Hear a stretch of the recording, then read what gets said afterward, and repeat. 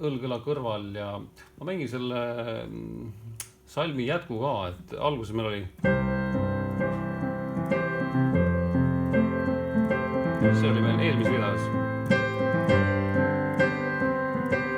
Kui nüüd läheb sinna F-i, me võime samu noote mängida, aga nüüd teises pöördes.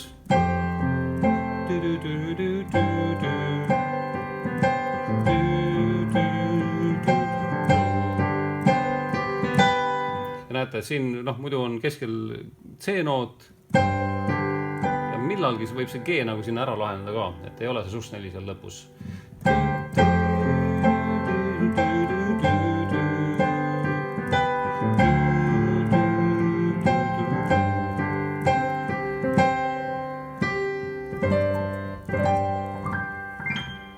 Ja nüüd B-osa. B-osa läheb lihtsalt toon kõrgemale ja see sama mudel võib jätkuda.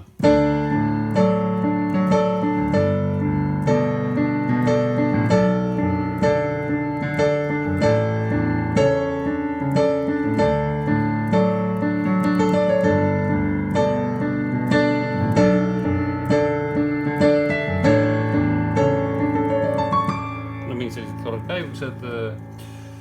Läheb sama asi.